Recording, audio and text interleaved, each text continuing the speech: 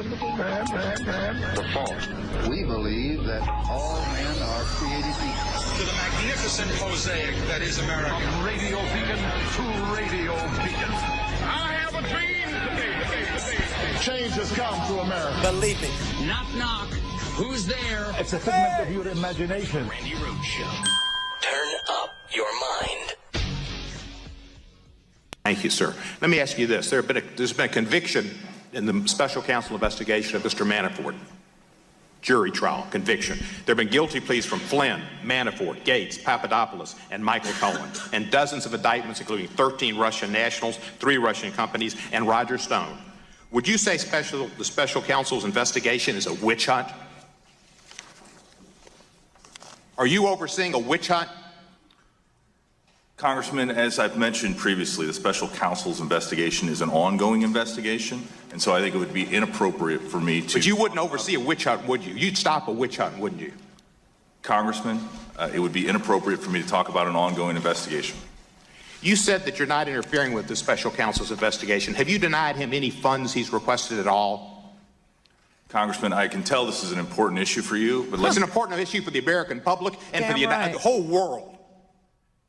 Congressman, to answer your question directly, I have not denied any funds to the special counsel's investigation. Have you denied him the opportunity to go any areas where he wanted to investigate or any matters of investigation? Congressman, as I previously testified, I have not interfered with the special counsel's investigation. All right, so this is the clown show that we have for today. Happy Friday, everybody. Thank you for your patience yesterday. I just want to thank you very much for helping us out. We have fiber. We're not on the system quite yet, but it is here. It's run into our offices. We are Roy. You know Roy. Roy! What? Hey. He's here. He is our engineer. He's amazing. No, I wasn't really summoning. Yes, I was just saying hello in the voice that you are used to. So Roy is here. He is conducting a lot of testing. Testing is what we're doing here.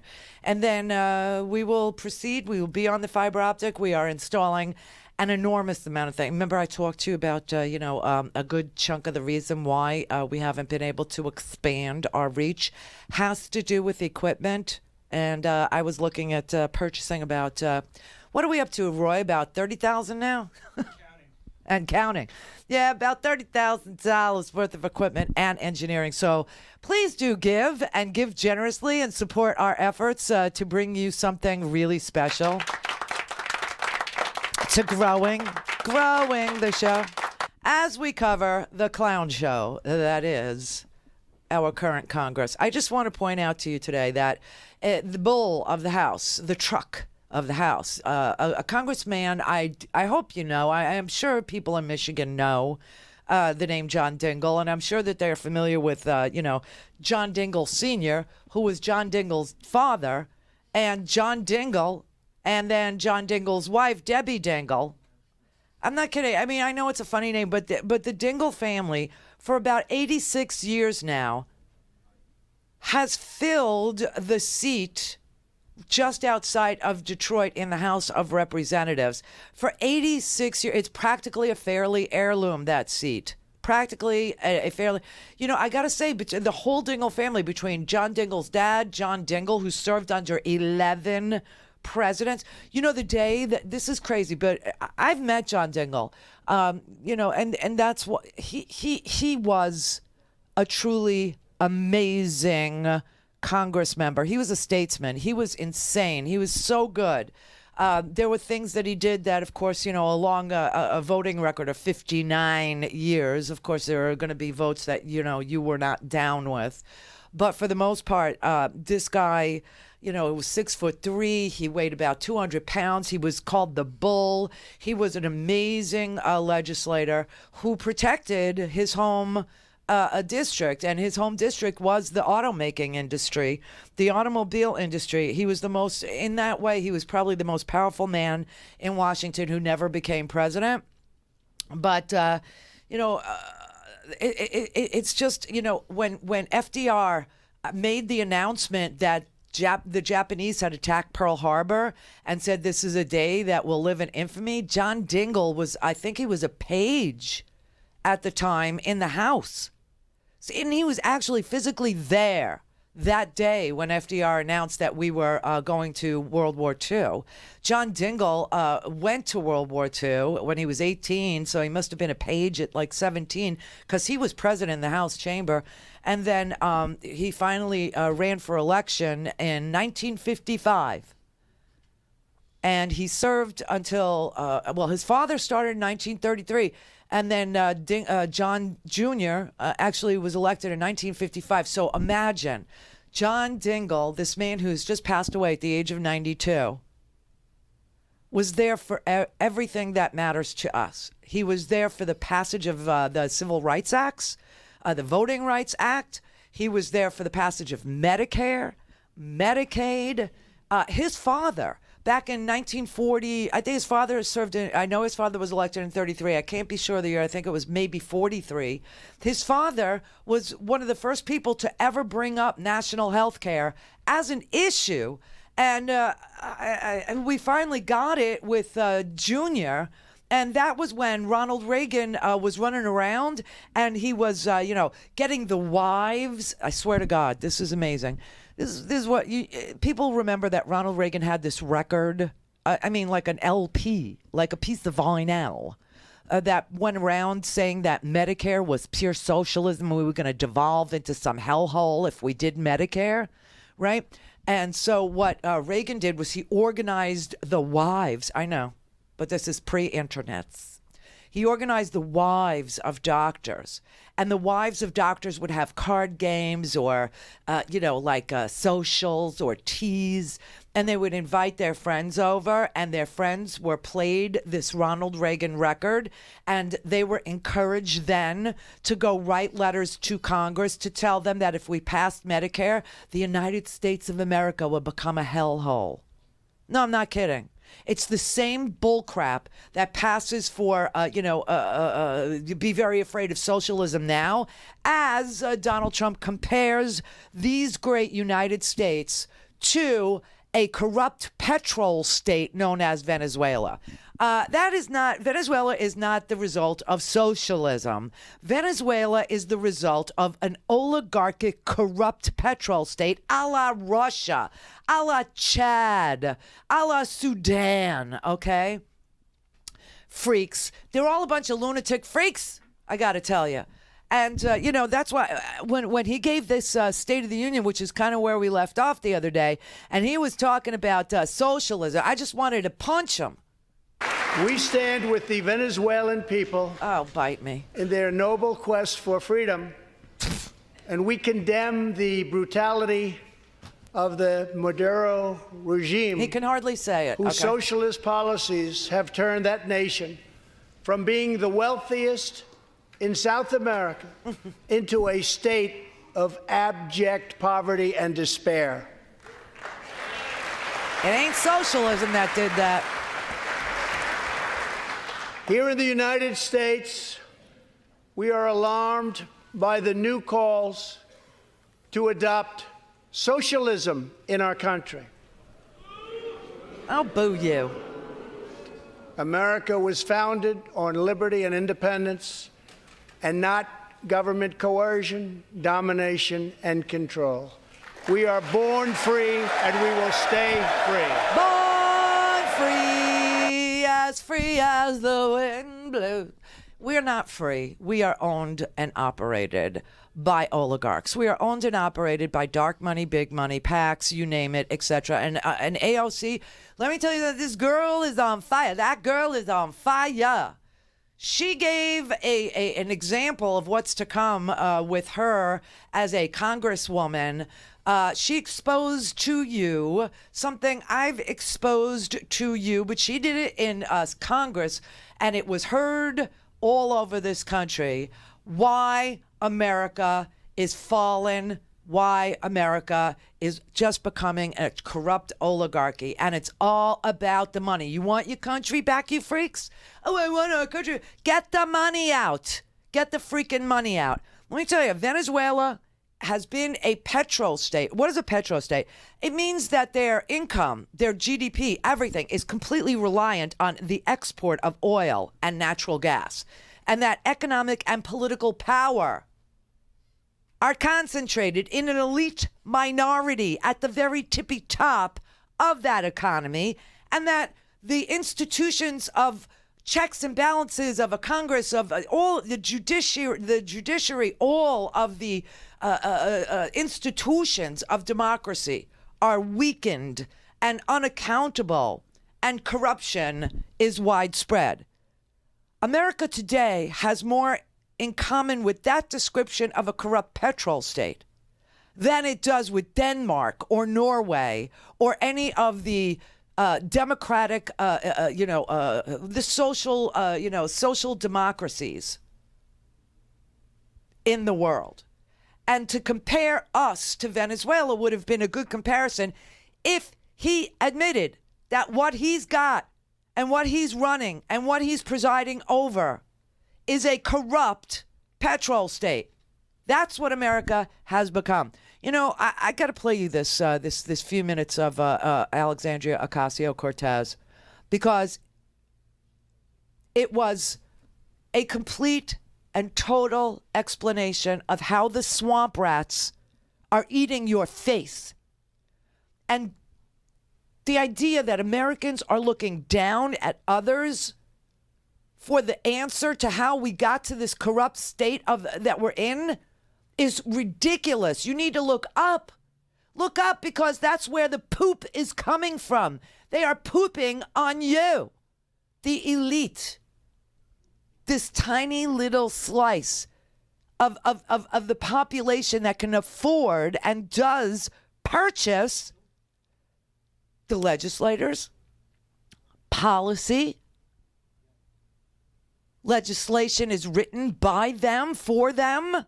The tax code is written for them, by them. That's what's wrong. Watch. Let's play a game. Yeah. Let's play a lightning round game. I'm going to be the bad guy, which I'm sure half the room would agree with anyway. And I want to get away with as much bad things as possible, ideally to enrich myself and advance my interest, even if that means putting my interests ahead of the American people. So, Mrs. Hobart Flynn. Oh, and by the way, I have enlisted all of you as my co-conspirators. So you're going to help me legally get away with all of this. So, Mrs. Hobart Flynn, I want to run. If I want to run a campaign that is entirely funded by corporate political action committees, is there anything that legally prevents me from doing that? No. Okay, so there's nothing stopping me from being entirely funded by corporate PACs, say from the fossil fuel industry, the healthcare industry, big pharma. I'm entirely 100% lobbyist PAC funded. Okay, so let's say I'm a really, really bad guy, and let's say I have some skeletons in my closet that I need to cover up so that I can get elected. Mr. Smith, is it true that you wrote this article, this opinion piece for the Washington Post entitled, "These payments to women were unseemly, that doesn't mean they were illegal"? Well, I can't see the piece, but I wrote a piece under that headline in the Post, so I assume that's right. Okay, great. So, green light for hush money. I can do all sorts of terrible things. It's totally legal right now for me to pay people off, and that is considered speech. That money is considered speech. So I use my special interest dark money funded campaign to pay off folks that I need to pay off and get elected. So now I'm elected, now I'm in. I've got the power to draft, lobby, and shape the laws that govern the United States of America. Fabulous. Now, is there any hard limit that I have, perhaps Mrs. Hobart Flynn, is there any hard limit that I have in terms of what legislation I'm allowed to touch? Are there any limits on the laws that I can write or influence, especially if I'm based on the special interest funds that I accepted to finance my campaign and get me elected in the first place? There's no limit. So there's none. So I can be totally funded by oil and gas. I can be totally funded by Big Pharma, come in, write Big Pharma laws, and there's no limits to that whatsoever. That's right. That's okay, right. So Awesome. Now, Mr. Mirabani, the last thing I want to do is get rich with as little work possible. That's really what I'm trying to do as the bad guy, right? So is there anything preventing me from holding stocks, say, in an oil or gas company, and then writing laws to deregulate that industry and cause, that could potentially cause the stock value to soar and accrue a lot of money in that time? You could do that. So I could do that. I could do that now with the way our current laws are set up. Yes? Yes. Okay, great. Okay, so my last question is, or one of my last questions, I guess I'd say, is it possible that any elements of this story apply to our current government and our current public servants right now? Yes. Yes. So we have a system that is fundamentally broken. We have these influences existing in this body, which means that these influences are here in this committee shaping the questions that are being asked of you all right now. Would you say that that's correct, Yes. Mr. Mirabani or Mr. Schaub? Yes. All right, so one last thing, Mr. Schaub. In relation to congressional oversight that we have, the limits that are placed on me as a congresswoman, compared to the executive branch and compared to, say, the President of the United States, would you say that Congress has the same sort of standard of accountability? Is there more teeth in that regulation in Congress on the president, or would you say it's about even, or more so on the federal? In terms of laws that apply to the president, yeah, there's just almost no laws at all that apply to the president. So I'm being held, and every person in this body is being held to a higher ethical standard than the President of the United States. That's right, because there are some ethics committee rules that apply to you. And it's already super legal, as we've seen, for me to be a pretty bad guy. So it's even easier for the President of the United States to be one, I would assume. That's right. Thank you very much. Thank you very much. Thank you very much, Alexandria Ocasio-Cortez. Thank you very much.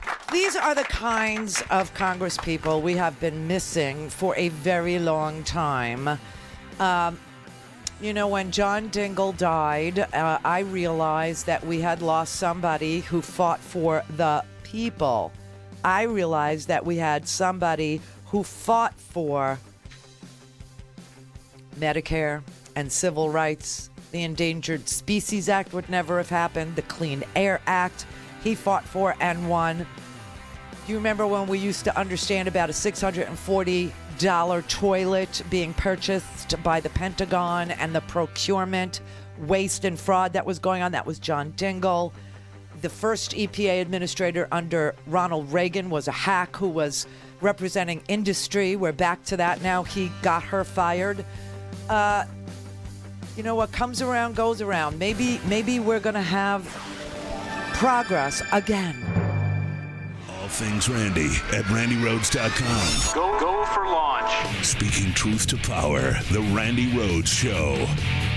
So I hope you learned something from that Alexandria Ocasio-Cortez clip. I hope you learned that it is all about the money. And that is a corrupt petrol state that we're running. This is a country that literally writes the laws for fossil fuel industries. This is literally a country that gave $21 billion.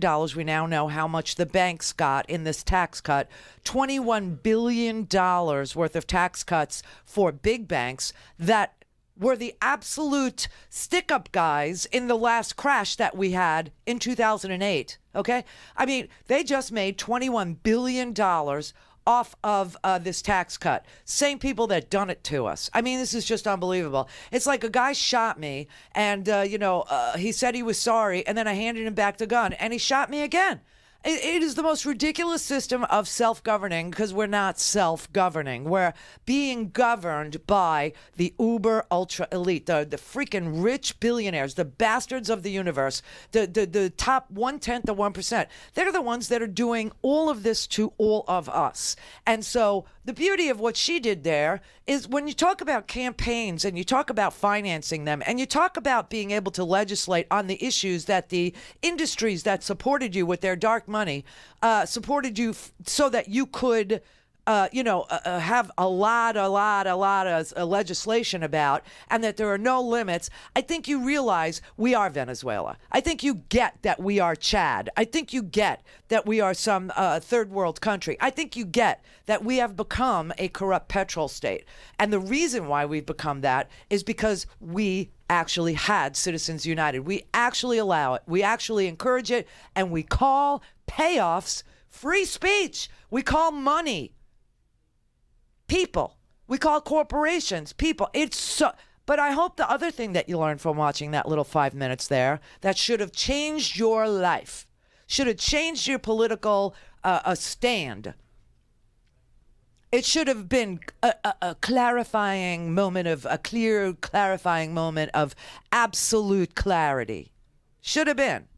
But I've been telling you this for years, that when she was asking questions of guys like Walter Schaub, who's the former guy who was in charge of ethics, okay, for the Bush administration, believe it or not, and quit because Donald Trump was the least ethical person he could possibly think of, and testified there. I hope you learned that when you are prepared to tell the truth, and when you know your subject matter, and when you are then questioned by a member of the House, or Senate for that matter, that a yes or no answer is easy to give. This is what happened today with the acting attorney general. We're talking about justice. We're talking about, I told you, freedom is wholly dependent on the application of free and fair justice, laws of man, okay, being enforced. Here's, this is unbelievable. Here's Sheila Jackson Lee. As you know, she's a Democrat from Houston. And she's questioning Matt Whitaker today, okay? And she's asking Matt Whitaker some yes or no questions that are pretty important. And he won't answer them. This is so insane. You know why? Because he's aiming to deceive and obfuscate and withhold.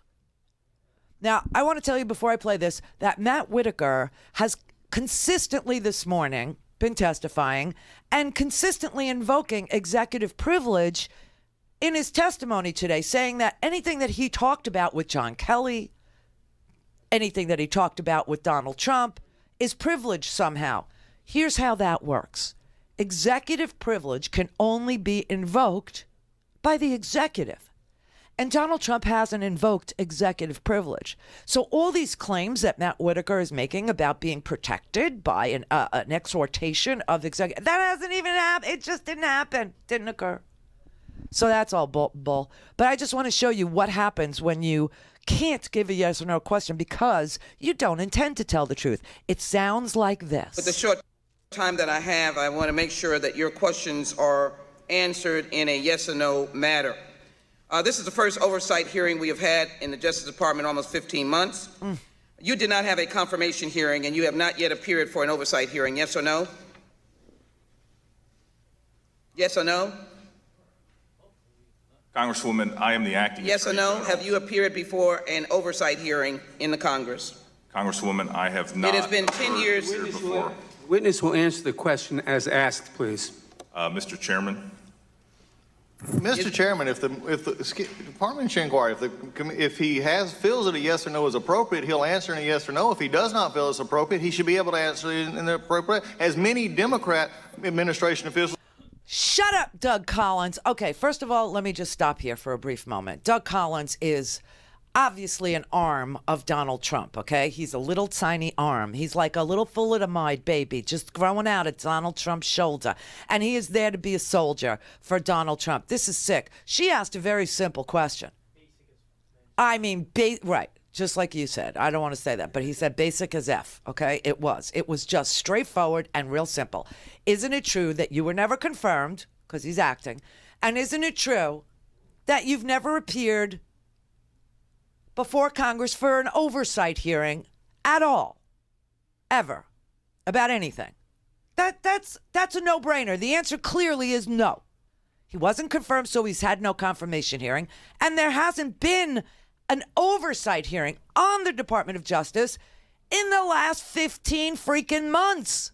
So that's a yes or no, but you can see he's looking to deceive. Why? Because he feels like she may be building to something, and he doesn't want to say yes or no, because if she's building to something, he wants to be able to lie or backpedal or obfuscate or somehow confuse people. That's bullcrap, baby. Have done before this committee before. That is unreal. The member You're has unreal. only 5 minutes. Really? Shut up. If we've just discovered that we have She wants a 5-minute yes rule, or that's no answer. amazing. She's entitled to it. Thank you. I will not allow the witness to stall and waste members' time. Thank you. The witness Where were will you answer when the Ms. question. Lynch and Mr. Holder were Chairman, here? Witness will answer the Mr. question. Chairman, may I have my time restored? I think it was at 4 minutes. Yes, you may.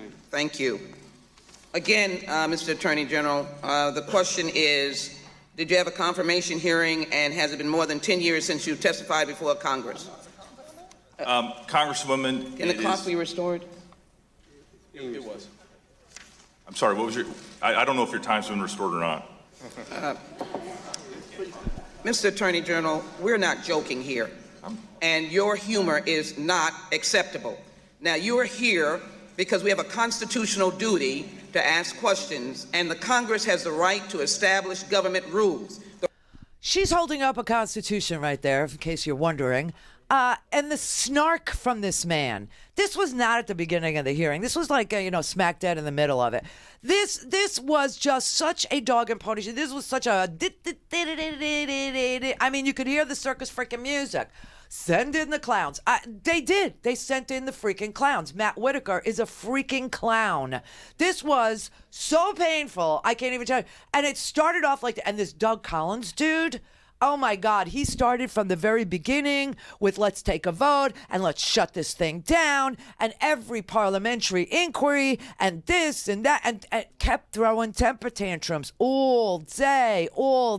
Here he is again throwing a temper tantrum when the Karen Bass, who's a Democrat from California, she was asking Whitaker about his membership in an organization that distorts information called FACT, which is actually the opposite of what it is. And Doug Collins throws in again. It's my understanding that before you moved to the Department of Justice, that you were the executive director of the Foundation for Accountability and Civic and Trust. Mr. Chairman, I have a point of order. Oh, bite me. Mr. Chairman. Mr. Chairman, I have FACT a point is a of order. conservative ethics watchdog I have a point where of he order. made full use of the opportunity to call for investigations of multiple Democrats. The gentleman will state his point of My order. point of order by the very statement from the gentlelady is outside the scope of an oversight investigative hearing on the Department of Justice. It is not. You need to That let is me not- finish my question, and you'll see what I was asking. Gentlelady will suspend.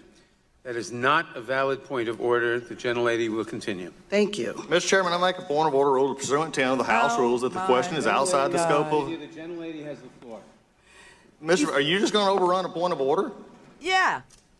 Yeah, because you're Gentlelady will state my point of order. Are we just The gonna- gentlelady will suspend. I ruled that it was not a valid point of order, and the gentlelady has the floor. The gentlelady will continue. Thank you. I was not through with my point of order. You're through. The gentlelady will continue. Fill the ruling of the chair. Move to table. I move to table. And then they had a vote. They had a freaking vote. And that wasn't the first time that this Doug Collins, this ranking member on the Judiciary Committee, made them vote today. I mean, this is a simple matter.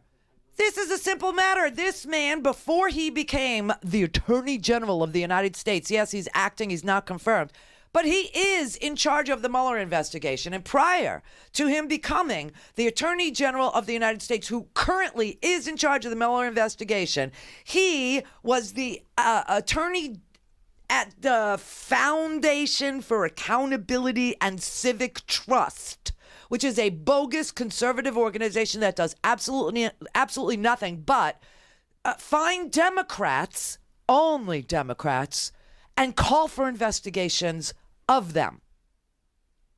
Now he's the Attorney General and he can use the full force of the Department of Justice. Don't you think it's important that in the very first oversight hearing that we have regarding this man being in charge of the awesome Department of Justice, that you get because he's never been confirmed, so we never got to ask these questions, that you get these questions answered. Isn't it true? Doesn't this go to bias? Doesn't this go to whether or not he's going to be fair when it comes to the administration of the laws? Yes, it does. And this man will not let Whitaker answer any of these questions because he knows the answer is bad. And that's what I'm saying. When first you practice to deceive, oh, what a tangled web we weave. And so you can't give a yes or no answer. You can't say, yes, I proudly served as the counsel for the Foundation for Accountability and Civic Trust fact, which is, we hunt Democrats. That's what we do. He can't answer it because that goes to bias, and it would clearly show that he had to recuse himself from anything he does. Anything he does. This was about oversight of the department, the Justice Department, that he is plainly in charge of as we sit here today. And this guy, this Collins dude, man, he started out this morning like this. They have voted, I can't even tell you how many times, on Gerald Nadler's rulings as the chairman of the Judiciary Committee. Sick. Connect. To speak to Randi, call 561-270-3844. 561-270-3844. Okay, so I just want to show you how this started. Okay, this is the beginning of the day. What I've played you were dead smack in the middle of the hearing. And Whitaker was called to testify in front of the House Judiciary Committee in order to allow the Democrats to perform oversight on the Department of Justice because we don't have an attorney general. We don't have a confirmed attorney general. We only have an acting dude. And we got Bill Barr, who's waiting in the wings to be confirmed, who also is a guy of very questionable motivation when it comes to the Mueller investigation. Is he going to allow us as Americans to know if our president has been compromised, cultivated, if his foreign, influence is something that we should be concerned about with regard to crazy places like Saudi Arabia and petrol states like Russia and oligarchies and authoritarian governments like North freaking Korea. And Duterte, don't forget about him over in the Philippines, who likes to just ride through the city with his police officers shooting drug addicts. And this man, Mr. Collins, just won't shut the F up because he doesn't want Whitaker to have to answer any stinking questions about any stinking thing. When you come here and you put a issue of this hearing, yes, on Thursday, Bill Barr was approved out of the Senate Judiciary Committee. By next Thursday, he will be the Attorney General. This gentleman right here is finishing up the last term of acting Attorney General. He was willing to come, but yet we had the charade yesterday. This hearing is pointless, and basically it was made even more pointless by the chairman's opening statement. This is not about what the good men and women at the Department of Justice are doing. This is not about FBI agents who are doing their job. It could be about the FBI agents that we on our side have talked about that didn't do their job, and we'll probably hear a lot about that today. There's plenty of frustration of issues of DOJ oversight. But, sir, I'm not sure, frankly, that the oversight of your financial situation from 2014 to 2016 has anything to do with this hearing. It's beyond the scope of this hearing. So if this is what we're going to do, if this is where we're going, then I want to remind everyone that this is not the Senate. If my friends on the other side of the aisle of this committee wanted to do a confirmation hearing, they just ought to set it up front. And if they want to do a confirmation hearing on senators, run for Senate.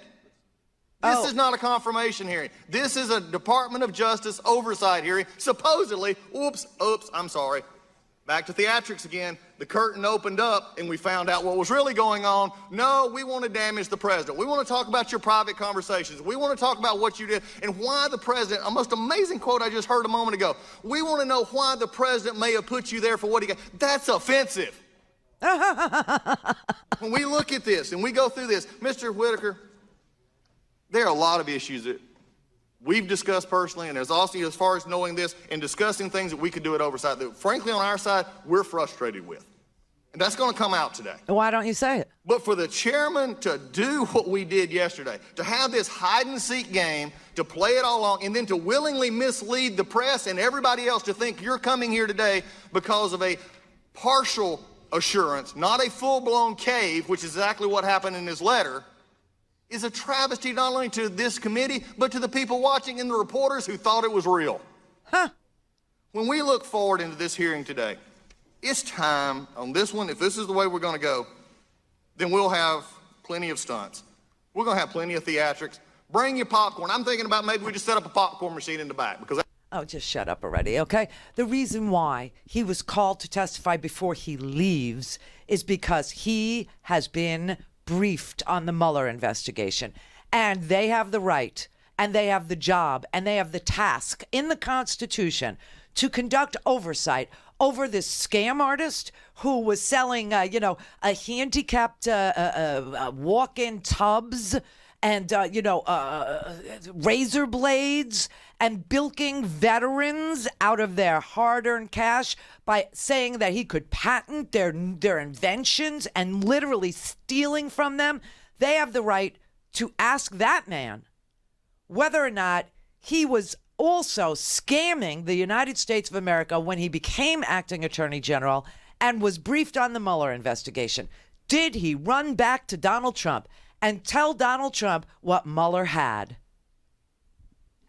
Did he do that? That is why he was called there. And in order to demonstrate his bias, and in order to demonstrate his willingness to scam and lie and rip off people, it had to come to light that his character doesn't exist, that he has no moral compass, and therefore he is perfectly capable of doing illegal and terrible things.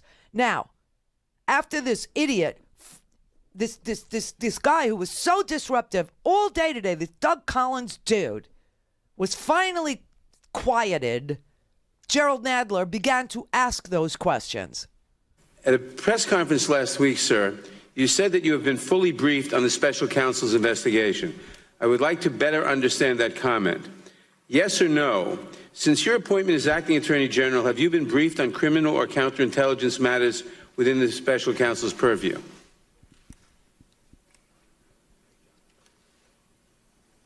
Chairman, thank you for that question. As you know, I cannot talk about ongoing investigations. But you can say whether you've been briefed or not.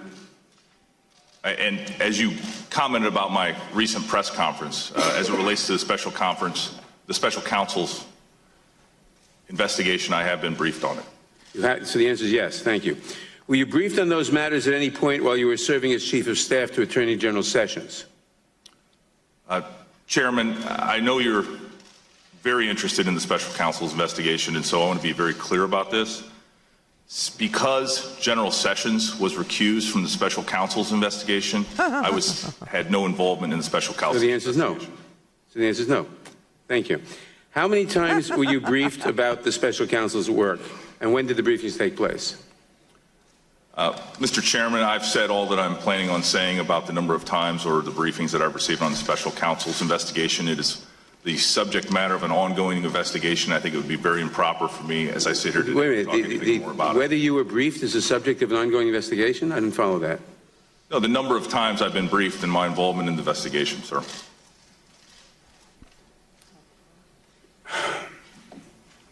Well, it's our understanding that at least one briefing occurred in December before your decision not to recuse yourself on December 19th and Christmas Day. Is that correct? What's the basis for that question, sir? What? Yes or no? Is it correct? It is our understanding that at least one briefing occurred between your decision not to recuse yourself on December 19th and 6 days later, Christmas Day. Is that correct? Simple enough question. Yes or no? Mr. Chairman, again, what is the basis for your question? You're saying that it is your... Sure, I'm asking the questions. I only have 5 minutes. So please answer yes or no. No, Mr. Chairman, I'm going to, you were asking me a question. It is your understanding. Can you tell me where you get the basis? No, I'm not going to tell you that. I don't have time to get into that. I'm just asking you if that's correct or not. Is it correct? Were you briefed in that time period between December 19th and Christmas Day? Simple question, yes or no? Congressman, if every member here today asks questions based on their mere speculation. All right, never mind. At any point, yes or no, yes or no, at any point since that briefing, have you communicated any information you learned in that briefing to President Trump?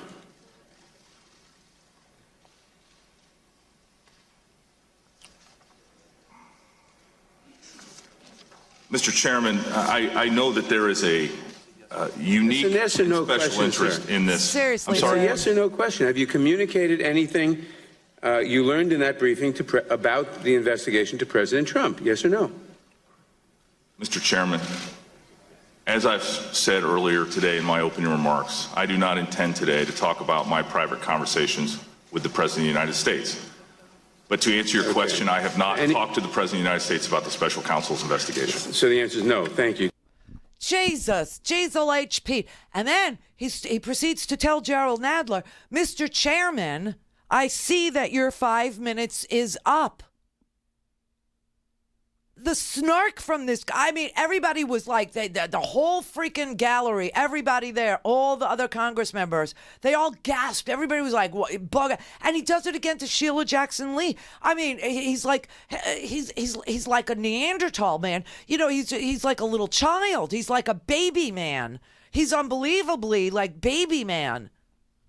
I've never seen anything like this. I've never seen anything like this. He said, you know, finally, they like rip it out of him. They get him under oath, you know, in front of Congress. It's saying, I did not share information about the Mueller probe with the president or any other senior White House official.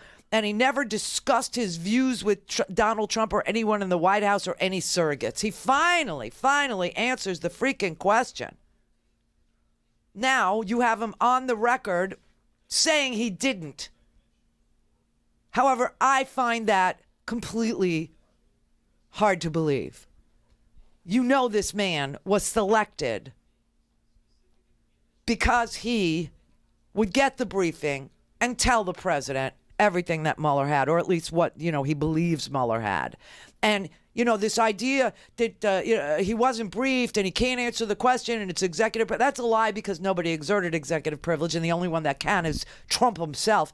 But beyond that, don't you remember that Whitaker stood in front of all of us the other day? They were having a press conference about Huawei, about the Chinese phone company that's been banned from operating here in the United States because their phones have spyware on them. And a reporter asked Whitaker about, have you been briefed by Mueller?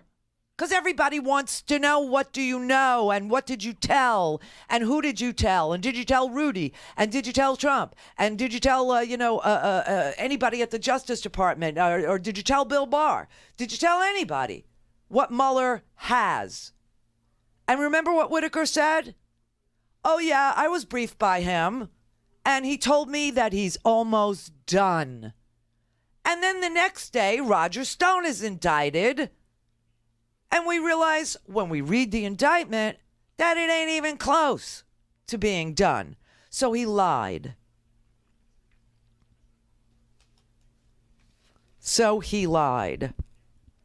Now, this invocation of executive privilege, that is bizarro world, because the president left him out there to fend for himself. Donald Trump could have evoked executive privilege over any conversations that he had with Whitaker at any time about anything, and he didn't. This is all bullcrap. Paul and Wood-Enville. Yeah, total bullcrap. And it's this is the Kavanaugh play all over again. So the witness becomes combative and obfuscates, and that's the cue for one of the ranking Republican members to start running interference, just like Lindsey Graham did during the Kavanaugh hearings. And that's what this Doug Collins started doing. He's taking up time. He has no business to do that. That's not his. I don't know why they didn't just shut him down. So you're out of order. He has no business to just butt in and start. He was basically obstructing the hearing. Yes, he was. There was no question in my mind that he was obstructing that hearing, and he wouldn't stop obstructing that hearing. And you know what it looked like to me? So you have the acting Attorney General of the United States of America, who is being briefed by Robert Mueller, the only person on the planet that gets briefed by Robert Mueller.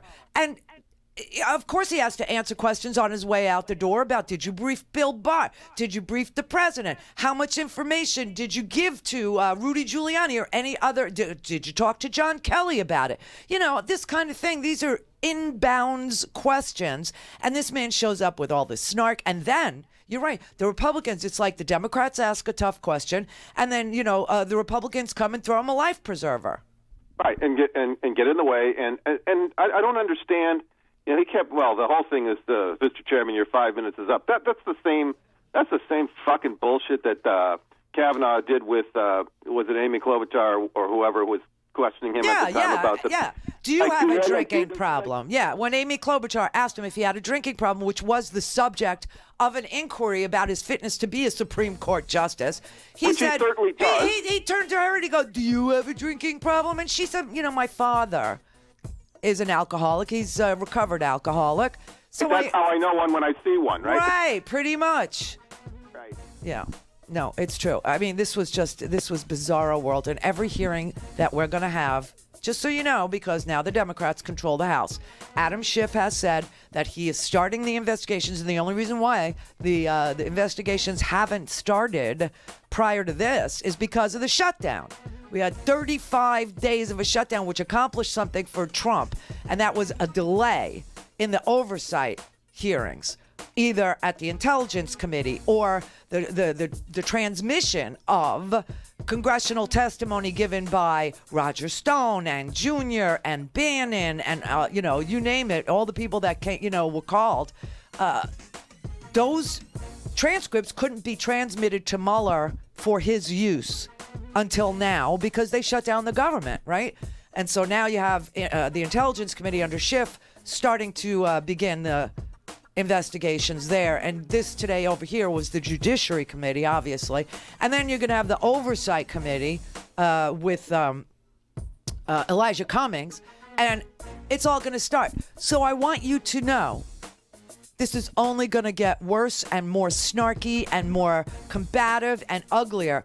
Now, you compare that with their arch enemy, Hillary Clinton, who sat in front of that Benghazi hearing after 2 years of investigation that found nothing. All right? And she sat there for 11 hours answering all of their questions. And the only snark that came from her was in like the 10th hour where they asked her about security again, like for the billionth time. And she said, what difference does it make? Oh, that went viral. Capacity as acting Attorney General, have you ever been asked to approve any request or action to be taken by the special counsel? Mr. Chairman, I see that your 5 minutes is up, and so I'm here voluntarily. We have agreed to 5-minute rounds, and the committee. I think that's a fine place to end the 5-minute rule. The committee will end. Will come to order. I will point out that we didn't enforce the 5-minute rule on acting Attorney General Whitaker. We will. I understand, Mr. Chairman. I was just saying that might be a good breaking point at that point for you. No, the Attorney General was in the middle of saying something. Answer the question, please. Regular order. Should I ask the question? Okay. Yeah, in your capacity please as ask acting, the question. let me just repeat the question so people remember what we're talking about. In your capacity as acting Attorney General, have you ever been asked to approve any request or action to be taken by the special counsel? Why does he have to put his glasses on to talk? Mr. Chairman, Glasses on, glasses off. acting Attorney General, I am, under the special counsel's rules, I am the person that is ultimately in charge of the investigation. That's so sick. And I have exercised that authority under the special counsel's regulations of the Department of Justice. So I assume the answer is yes. Regular order, Mr. Chairman. I assume the answer is yes. You have been asked to approve a request or action, and you've said yes or no? In other words, Mr. Chairman, I want to be very clear about what you're asking me. Are you asking me if I have asked the special counsel to do something? Regular order, Mr. Chairman. Is this whole thing? Well, I'm asking if I think my words were clear enough. Have you ever been asked to approve any request or action to be taken by the special counsel? Last week, you commented on the status of the investigation, stating it was close to being completed. Right. Quote. This was said despite the fact you recognized just moments before that it was ongoing, stating, quote, I really am not going to talk about an open and ongoing investigation otherwise. And then you did. Close quote. So all I'm asking you is, have you been asked to approve or disapprove a request or action to be taken by the special counsel? Point of order, Mr. Chairman. I've asked the question. Point of order, Mr. Chairman. Point Shut of order up, is not Doug. in order until the question is answered. We're not operating under the 5-minute rule anymore then? Shut up, Doug. Point of order. The witness will answer the question. Doug. I want to be very specific about this, Mr. Chairman, because I think it's going to allay a lot of fears that have existed among this committee, among the legislative branch largely, and maybe among some American people. We have followed the special counsel's regulations to a T. There has been no event, no decision that has required me to take any action, and I have not interfered in any way with the special counsel's investigation. Okay, that's what he's asking you. Why is it all so torturous? And Doug, just shut up, Doug. Doug Collins, everybody. He's the new Trey Gowdy. That's who he is. I got, this Whitaker dude, I see your 5 minutes is up. Your 15 minutes is up, Mr. Whitaker. Okay, go fade into the background now. Go fade into go get a job you're qualified for, just like Trey Gowdy and his Benghazi hearings. And that will probably be Fox News analyst. You know it. You know Whitaker is going to start showing up as a frequent Fox guest, and then all of a sudden, they'll announce that he has just been hired as a Fox News analyst.